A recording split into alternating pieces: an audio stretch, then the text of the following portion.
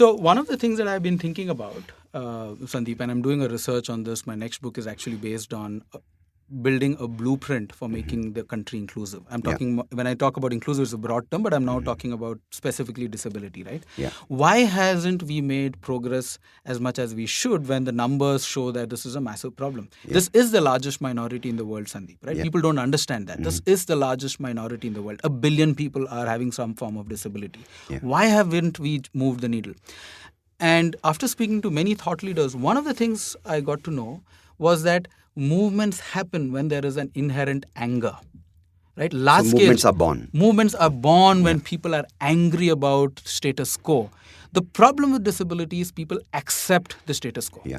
Oh, just because some place is not accessible, I am okay with it. I will take the stairs. No, unless there is anger, and anger can And that happen. shows even with the Me Too movement. Absolutely. Until that happened, people are like, it's okay. Women, they'll take it at the workplace. Or not even that, like one woman will get angry and other women will be like, why is she so angry? Yes. But it, as you said, the inherent idea of you are being wronged. Yes. And it's not even about fair. It's injustice. Yes. I think that is the fundamental birth for large-scale movements. Large-scale movements, and also the fire to keep the movement burning. Absolutely. Right? And what I today want to see across the country is to have people who have a burning desire to change the status.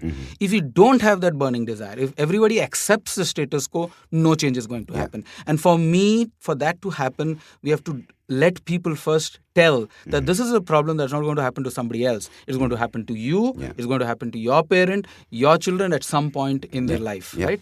Only then, unless people make it personal, there is no anger. Absolutely.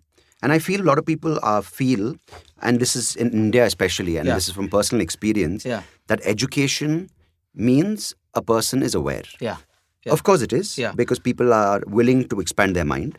But what I've noticed in India is the security guard, the lift man, the nurse, or maybe not the CEO, are more aware.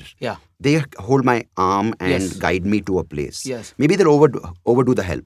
But what I've noticed is a lot of people in the so-called elite part of society are very comfortable using the right word, the politically correct term. Oh, absolutely. But they don't do anything about it. Absolutely. They'll say, oh, Sundeep, our next speaker is visually impaired. But no one's warned me that there's a gap between the stage.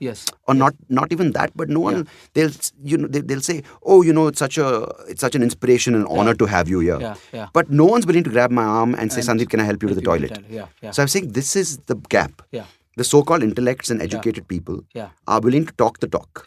But who's walking the walk? This is, my two insights here is, so I've been trying to see why are people not making that shift, right? And this is because most people are still at the sympathies level, right? What I've seen change happen is when people move from sympathy to empathy and from empathy to compassion. Right. Sympathy is all about, oh, I saw somebody with a problem on the road, okay? Yeah. And from a distance. From a distance. Yeah. Empathy is when you start feeling it, yeah. right? Whereas compassion is when you start feeling the other person's pain. You live the person's pain. You have, as if it's your own pain. Yeah. You have internalized that pain. Yeah. Shift happens when people are moved to the compassion zone, right? And unfortunately, my own realization is that only when it happens to you are you forced into the compassion zone. When you have to live with that problem. Yes. Either it happens to you or the person who you love, it happens to them. To me, right? Yeah. Again, I don't want to say that's the only time it happens. But it's most hard-hitting. More hard-hitting. Because my wife came into this relationship knowing I'm visually impaired. Yeah. It was a long-distance relationship. Then we were girlfriend and boyfriend. Then we got married. But until she lived with me, started living with me, small nuances started driving home for her. She's like, oh. And it's not like she was unaware or not wanting to learn. Absolutely. But until you're in that problem with that person or in the problem yourself, that's when you're like, and that is what India needs. Absolutely.